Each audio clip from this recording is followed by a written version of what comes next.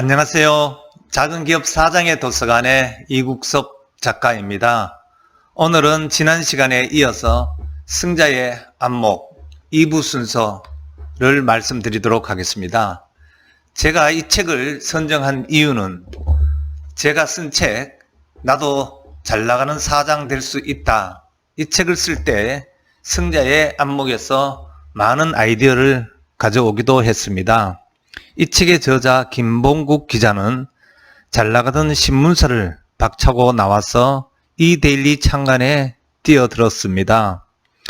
이데일리를 성공으로 이끌면서 열과 성을 다하였고 리더로 산다는 것이 영광만큼 상처와 고통도 따른다는 것을 깨닫게 되면서 자기의 부족함을 메우고 자리값을 제대로 하기 위해서 고전과 역사를 공부했고 경영의 대가들을 만남으로써 경영의 흐름을 읽고 판을 주도하는 방법을 모색하면서 성공과 성취를 이루는 승자들은 남다른 안목을 가졌다는 사실을 깨닫게 되면서 사람은 살아가면서 삶에서 마주치는 많은 선택과 결정을 통해 성장하고 성공하고 발전한다. 승자의 안목에서 말하고 있는 경험과 생각들은 고전과 현대를 아우르며 우리의 삶의 통찰과 가치를 더욱더 높여주는 지혜로운 길라잡이가 될 것으로 기대하면서 변화와 위기 속에서 원칙과 정도를 추구하는 미래 리더들에게 이 책을 권하면서 책 속의 내용을 언급해 보도록 하겠습니다. 먼저 냉철한 판단에 대한 그런 부분입니다. 상황을 정확하게 파악하지 않고 아전인수식으로 받아들여서는 곤란하다. 또 눈앞의 작은 승리를 위해 더 큰 승리를 놓치는 우를 범하는 것도 경계해야 한다. 작은 이익을 위한 꼼수를 버리고 명분을 가질 때 대세의 흐름을 탈 수 있고 사업은 천운이 있어야 한다고 이 책에서는 이야기하고 있습니다. 타이밍을 잘 맞출 때 천운이 찾아오는 것이 아닐까 저는 생각합니다. 다음으로는 끈기 있는 성실함을 이야기하고 있습니다. 일을 하다 조금 힘들다고 중도에 포기하는 것을 무엇보다 경계해야 한다. 중도에 포기하면 그동안의 노력이 물거품이 될 뿐만 아니라 성공의 기회마저 잃고 말게 된다. 물론 도저히 안 되는 일을 붙잡고 있을 필요는 없다. 그래서 일은 시작도 중요하지만 마무리가 더 중요하다는 사실을 깨달아야 한다. 한편 일이 잘 되지 않는 데는 그만한 이유가 있는 것이다. 그 이유를 정확하게 찾지 않고 엉뚱한 데서 해결하려고 하는 경우가 많이 있는데 일이 막히면 작은 것부터 되돌아보는 자세를 지녀야 합니다. 고객이 이유도 없이 줄어들면 그 원인이 무엇일까를 살펴보아야 하고 그 원인이 서빙을 하는 직원일 수도 있고 또 매장의 청결함 때문에 생길 수도 있고 상품의 포장 때문에 생길 수도 있습니다.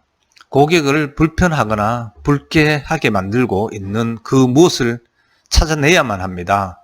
모든 일은 사람이 하는 일입니다. 물론 대단한 인재만 필요한 것이 아니라 의기투합을 할 수 있는 그런 사람이면 됩니다.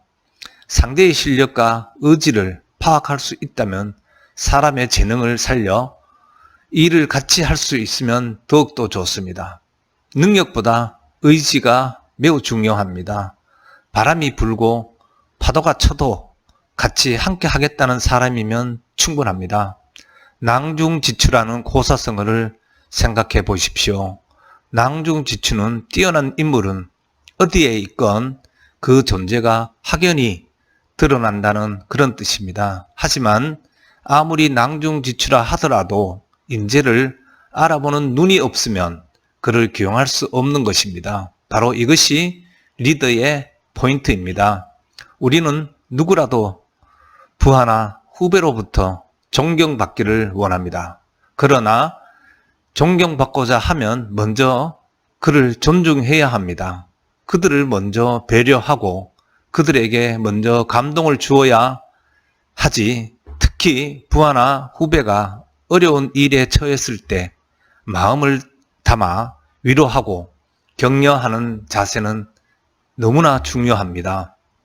리더는 괴롭더라도 올바른 소리를 자주 하는 참모를 곁에 두어야 합니다. 우리가 겪고 있는 모든 위기는 결국 참모들의 문제이고 리더십의 문제입니다. 이 리더십의 상실은 기업이나 국가나 근본적인 위기를 불러오게 됩니다. 우리는 흔히 기업 경영자나 국가 지도자에 대한 리더십을 논하게 되지만 리더십은 이들에게만 필요한 것이 아니고 누구나 리더가 될 수 있고 우리는 이미 또래 집단이나 가정 또는 조직에서 누군가를 이끄는 리더이기도 합니다. 진정한 리더는 사람의 가치를 아는 그런 사람입니다. 예로부터 세상을 발전시키고 백성을 편안하게 한 위대한 군주들의 공통점은 바로 여기에 있습니다.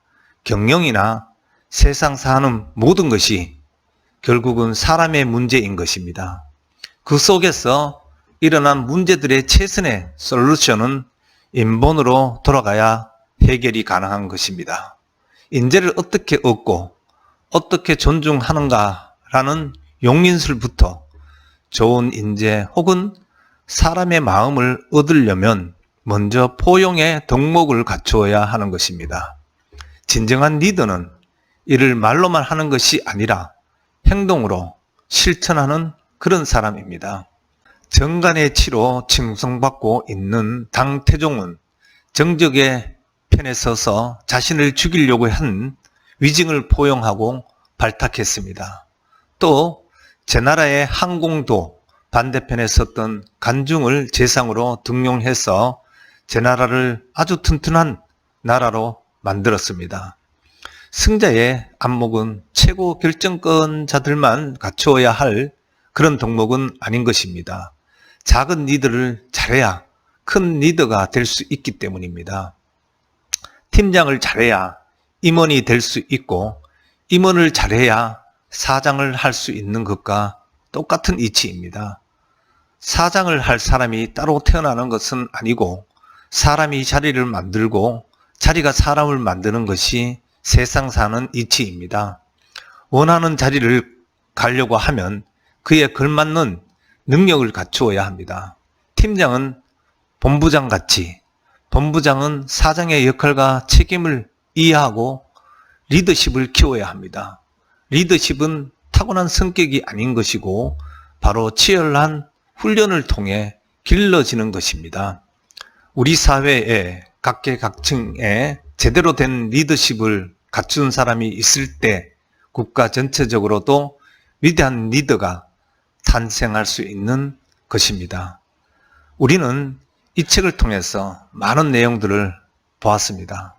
제가 이 책을 읽고 생각한 것은 결국 사람들은 스스로 생각하고 상상하지 못하는 일을 결코 이뤄낼 수 없고 자신이 할 수 없다고 말한 것을 또 다른 누군가가 그것을 만들어냈을 때는 매우 당혹스러워 하기도 합니다. 그리고 성장과 성공은 이 책에서 많이 언급하였다시피 우리가 알고 있는 모든 것들의 실천이고 실행임을 이 책을 통해서 저 자신도 또 여러분들도 아마 느끼셨을 것입니다.